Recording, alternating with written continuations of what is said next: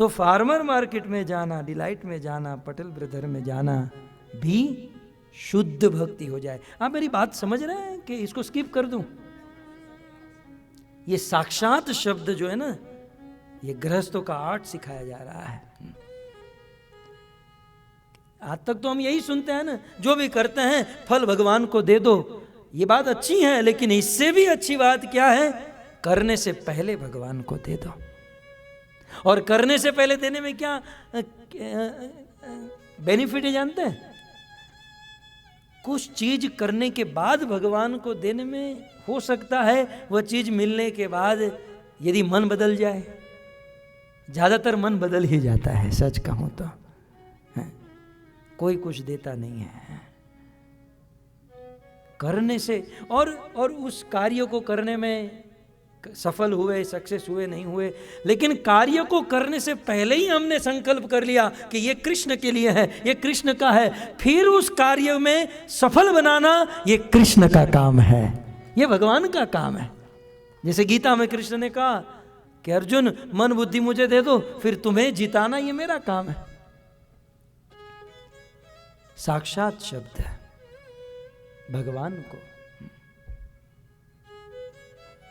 भगवान को संकल्प करके, उनको अर्पण करके हम कार्य करें। साक्षात शब्द का दूसरा अर्थ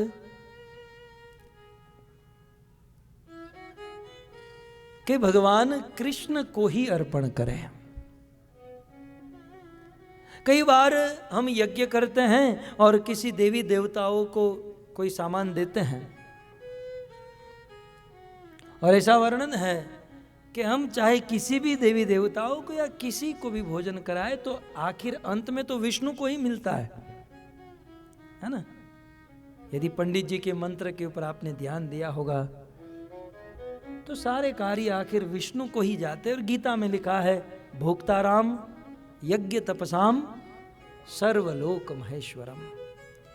ये जितने भी तपस्या है, जितने भी यज्ञ है, अल्टीमेटली आप किसी भी देवी देवता के उद्देश्य के लिए करो, लेकिन वह देवी देवता आखिर वो विष्णु को, कृष्ण को ही देंगे।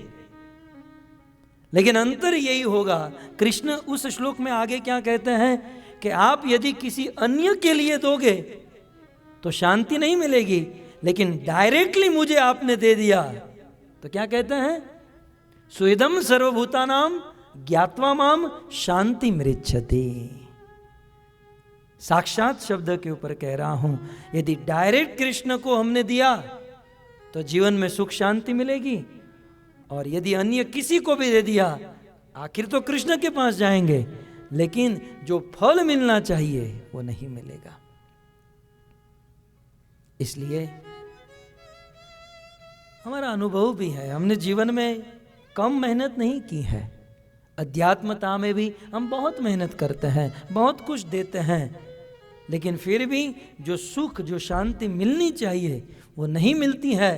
कारण क्या है? साक्षात जो शब्द लिखा है ना गृहस्थ के लिए, हमने वासुदेव अर्पणम साक्षात, डायरेक्टली कृष्ण को हम नहीं दे रहे हैं,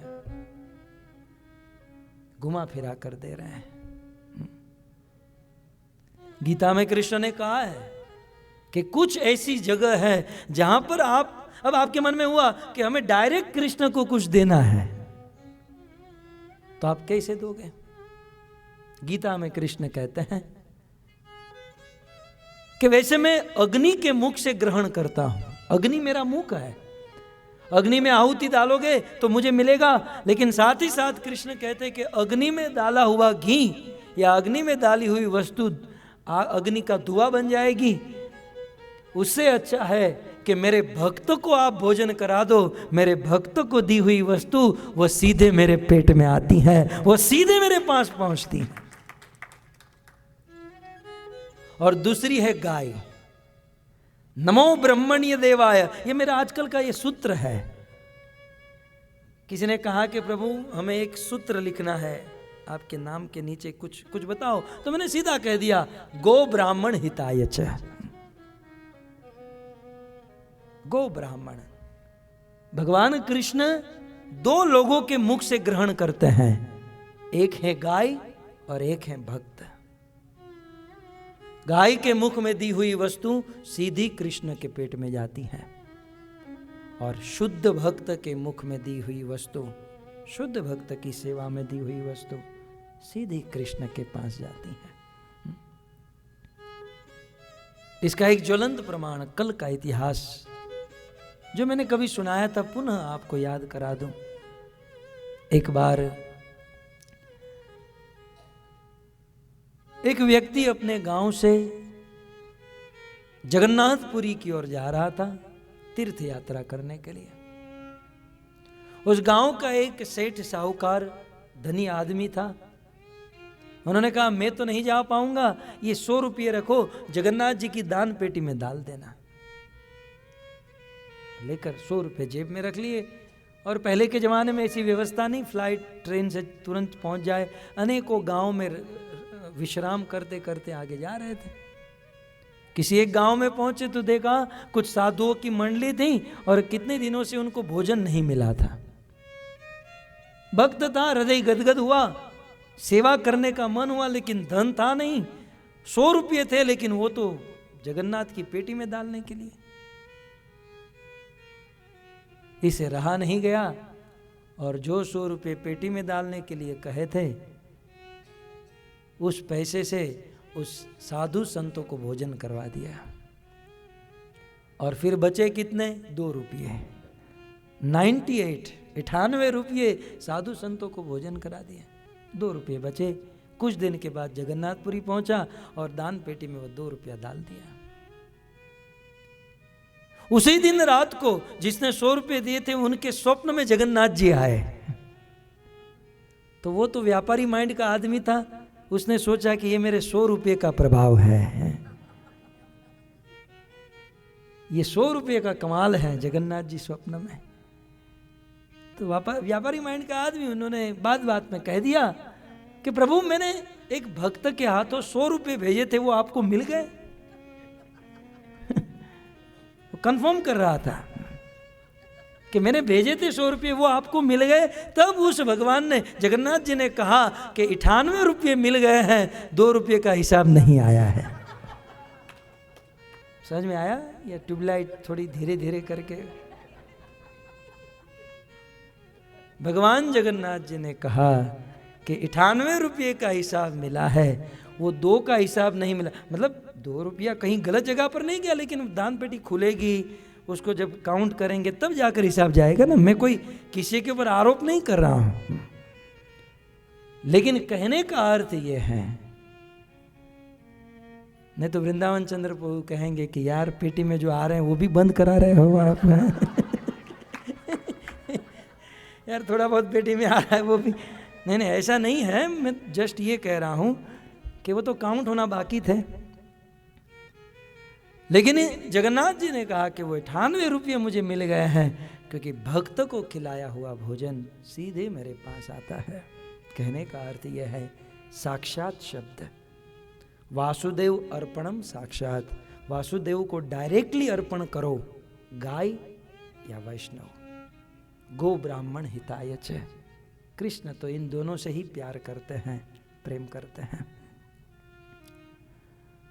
और कोई शुद्ध भक्त मिल जाए, देखिए संपत्ति बहुत मेहनत परिश्रम से मिलती है, और साक्षात शब्द यदि हम भगवान को देना चाहे तो किसी शुद्ध भक्त, शुद्ध वैष्णव के हाथों से दे, ताकि ठीक जगह पर पहुंचे।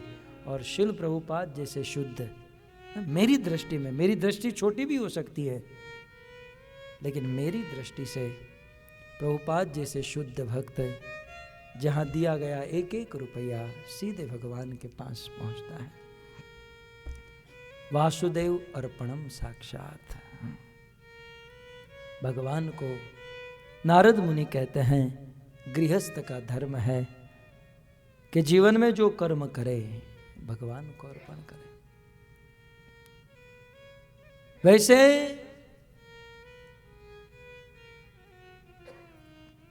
जीवन में जो भी धन कमाते हैं, उस धन का 75% भगवान को दे देना चाहिए। लेकिन कलयुग में इतनी जिगर नहीं होगी तो कोई बात नहीं, 50% तो दे सकते हैं। अभी ये भी नहीं चलेगा तो जितना मेरे से हो सकता है उतना मैं आपको कर दूंगा, 10% दे देना, मुझे नहीं चाहिए।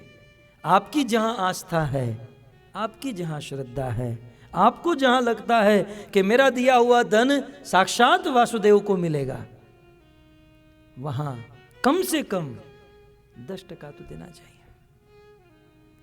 कुछ लोग कहेंगे 10% भी ज्यादा है, तो मैं कहूंगा तो थोड़े कम पैसे कमाओ, तो कम देना पड़ेगा। जितनी राहत दे सकता हूं उतना दे दूंगा। कम कमाओ तो कम देना होगा, लेकिन ज्यादा कमा रहे हो दीपक प्रभु, या तो कम कमाओ, और ज्यादा कमाते हो तो सीधा जमा कराओ। कल समय से आ जाना, कल आपके ऊपर बहुत बड़ी आशा है।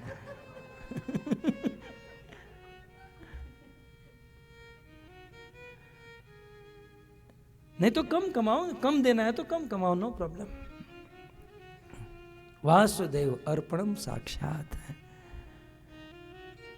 जिसने प्रिंट आउट कराया उसको ये शब्द बोल्ड कर देना चाहिए था, उसको थोड़ा रेड कर देना चाहिए। अब युधिष्ठिर महाराज ने प्रश्न पूछा, आगे बढ़ते हैं ज्यादा समय ना लेकर, क्योंकि बोला तो बहुत कुछ जा सकता है।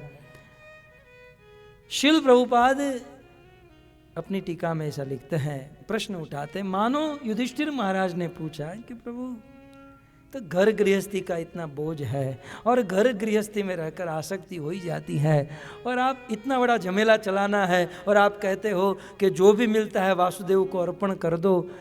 नारद मुनि ये कठिन है, मुश्किल है, और बात भी सत्य है। ये बोलना आसान है, लेकिन जब करना पड़े ना, आदमी अपना धन प्राण से अधिक प्रेम करता है। कलयुग में लोगों के प्राण धन में है, सतयुग में हड्डियों में होते थे। बड़ी बड़ी तपस्या करने के बाद शरीर गल जाता था, लेकिन हड्डियों में प्राण बचते थे। लेकिन कलयुग में ऐसा कहा गया है, लोगों के प्राण धन में है। धन चला गया तो लगता है प्राण चले गए हैं, बहुत कठिन है। तो युधिष्ठिर महाराज ने कहा कि और धनियों के लिए अधिक कठिन है। गरीब आदमी तो बेचारा दे देता है अपने स्टैंडर्ड से, अपनी शक्ति, अपनी पूरी ताकत लगा कर देता है। ये मैंने मेरे जीवन का अनुभव देखा है। लेकिन जितना अधिक धनी उतना लोभी, जितना धनी आदमी बनता है वो उतना लोभी होते जाता है। बहुत कठिन हो जाता है भक्तों, ये देना, ये त्यागना, ये बहुत कठिन है। बहुत बहुत भजन करने के बाद त्यागने की, देने की ये वृत्ति आती है। अथवा किसी ऐसे बहुत बड़े परिवार में जन्म हुआ, जिनके बुजुर्गों ने, जिनके पितरों ने बहुत पुण्य किए हैं, उस बालक के, उस व्यक्ति के जीवन में ऐसा भाव आता है कुछ देने का। मुझे तत्कालीन वह घटना याद आ रही है, जिस समय महाराज परीक्षित का जन्म हुआ। उस समय युधिष्ठिर महाराज ने कुलगुरु कृपाचार्य को बुलाया और कहा कि आप हमारे बालक की भविष्यवाणी कीजिए कि ये बालक कैसा होगा। कुलगुरु कृपाचार्य ने कहा कि महाराज युधिष्ठिर, आपका ये पौत्र येष दाता शरण्यस्य यथा होशिनिरः शिवी, कहते हैं आपका ये पुत्र शरणागत वत्सल होगा और इस संसार का बहुत बड़ा दानी होगा। शिवी महाराज की तरह दान करेगा, दुष्यंत की तरह यज्ञ करेगा, और विनीता के पुत्र गरुड़ की तरह अपना यश तीनों लोक में फैलाएगा। हमारे छोटे छोटे बच्चों की सबसे बड़ी आदत यदि हमें डालनी हो तो भक्तों दान देने की आदत डालिएगा। दान देने की आदत। भक्तों अपनी ओर तो सबके हाथ मुड़ते हैं, ये सिखाना नहीं पड़ता है। कुत्ते और बिल्ली भी अपनी ओर हाथ मोड़कर खाते हैं, लेकिन जीवन में यदि सीखना है और अपने बच्चों को सिखाना है तो दूसरों को देना सिखाओ। ये हाथ दूसरों की ओर मोड़ना सिखाओ। गौर मोहन डे अपने पुत्र अभय को देना सिखाए। उनकी कलम से लिखा गया, हमने पढ़ा है कि जब वे छोटे थे तो उनके पिताजी साधु संतों के पास जाते और अभय के हाथ में पैसे देकर साधुओं की सेवा कराते और साधुओं को इतना ही कहते कि आप मेरे बेटे को आशीर्वाद दीजिए कि वह राधा रानी का भक्त बने। और धीरे धीरे क्या चमत्कार हुआ कि वह बालक इस धरती का बहुत बड़ा संत बन गया, और वह और कोई नहीं, ऐसी भक्तिवेदांत स्वामी श्रील प्रभुपाद है। बचपन से ही देने की भावना अपने बच्चों को सिखाना है। अब हम तो वो कांटे से कैसे खाना, स्पून से कैसे खाना, हम ये सब सिखाने की ज़रूरत नहीं है। हजारों जन्मों से बच्चे यही सीखते आए हैं। सिखाना ही चाहते हैं तो त्याग सिखाइए, तपस्या सिखाइए, क्योंकि जहाँ त्याग है, जहाँ तपस्या है, वहीं पर प्रेम है, समर्पण है, भक्ति है। और आप यदि ऐसा सोचोगे हमारे बेटे देने लगे तो खाली हो जाएगा, एक ऐसा प्रमाण दिखाइए जो दान देकर भिखारी बन गया हो, एक ऐसा प्रमाण। ये तो हमारा कलेजा बहुत छोटा है भक्तों, बहुत छोटा कलेजा है कि हम सोचते हैं कि हम दे देंगे तो हमारा घट जाएगा या खाली हो जाएगा। ये हमारा ज्ञान है और कलेजा, ये परीक्षा है हमारी जिसमें हम फेल हैं। बाकी एक ऐसा प्रमाण मेरे पास लाइए जिन्होंने दिया हो और वह खाली हो गया हो, एक भी ऐसा प्रमाण नहीं। अरे द्रौपदी ने कृष्ण की उंगली थोड़ी सी कट गई और अपनी साड़ी से थोड़ा सा धागा बांध कर दे दिया, और जब देना हुआ तो कृष्ण ने कितने किलोमीटर की साड़ी दे दी द्रौपदी को। सुदामा ने क्या दिया था? 2 मुट्ठी चावल कृष्ण को लाकर सुदामा ने दिए, लेकिन जब देना हुआ तो अपनी द्वारिका का ऐश्वर्य ही प्रदान कर दिया।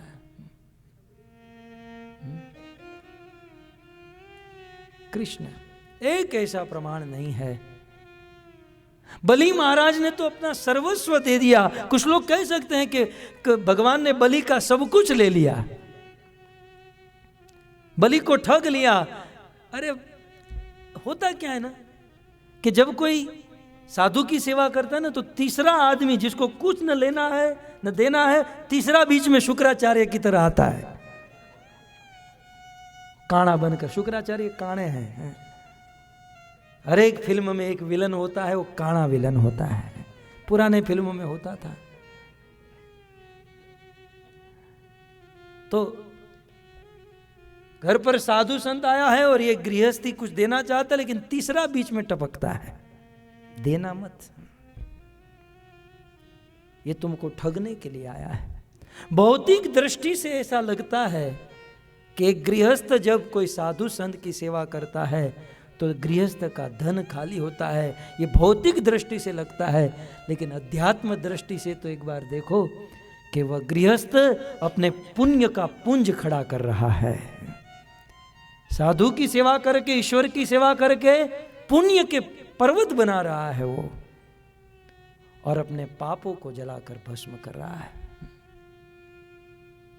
अब बलि महाराज को देखिए, भौतिक दृष्टि से लगेगा कि भगवान ने बलि का सब कुछ छीन लिया, सब कुछ ले लिया, लेकिन अध्यात्म की दृष्टि से तो देखो कि बलि महाराज का स्वर्ग चला गया, सूतल लोक में जाना पड़ा, लेकिन वही भगवान विष्णु बलि महाराज के राज्य के द्वारपाल, एक नौकर, एक चाकर बन गए हैं, सेवक बन गए। इसलिए भगवान को आत्मद कहते हैं। जो भगवान है, यहाँ पर शब्द है वासुदेव अर्पणम साक्षात, जो साक्षात वासुदेव को अर्पण करता है तो वासुदेव उसके दास बन जाते हैं, अपने आप को ही वह दे देते हैं। इसलिए अपनी अपनी योग्यता से, मैं ऐसा नहीं कहता हूँ अपना सब कुछ दे दो, लेकिन और ये भी नहीं कहता हूँ मुझे ही दो, ये भी नहीं कहता हूँ राधा जीवन प्रभु को दो। ये कोई कार्यक्रम आपसे कुछ लेने के लिए नहीं किया गया है। यहाँ तो बस एक ही उद्देश्य है, देना। आपकी जहाँ आस्था है, आपकी जहाँ श्रद्धा है, क्योंकि गृहस्थ का धर्म बोलने के लिए मुझे बिठाया गया है, इसलिए मैं इतना ही कहूँगा, भागवत का आधार लेकर कि वासुदेव अर्पणम साक्षात, गृहस्थी का धर्म है भगवान को साक्षात कुछ अर्पण करे। आगे बढ़ूं कि इस पर बोलूं? कुछ लोग कहेंगे प्रभु दे देंगे, अब आप आगे बढ़िए। नहीं विश्वास होता तो अभी से कुछ संकल्प कर लेते हैं। गृह कहते हैं भगवान को अर्पण करें। अब प्रश्न ये था कि प्रभुपाद ने कहा कि मानो युधिष्ठिर महाराज ने पूछा कि बहुत कठिन है किस प्रकार से कमाया हुआ किसी को दे देना, क्योंकि संपत्ति तो प्राण से भी अधिक प्रिय है, हम कैसे देंगे, बहुत कठिन है। कोई सरल उपाय है कि भाई गृहस्थी में रहो, मेहनत करो, गृहस्थी चलाओ और जो भी मिले भगवान को साक्षात वासुदेव अर्पण करो। इस कठिनता को यदि सरल बनाना हो तो कोई उपाय है? बोले एक उपाय है, यद्यपि ये मुश्किल है कि भाई गृहस्थी में रहकर गृहस्थी की आसक्ति से दूर रहो और जो भी मिले भगवान को अर्पण करो, ये मुश्किल है।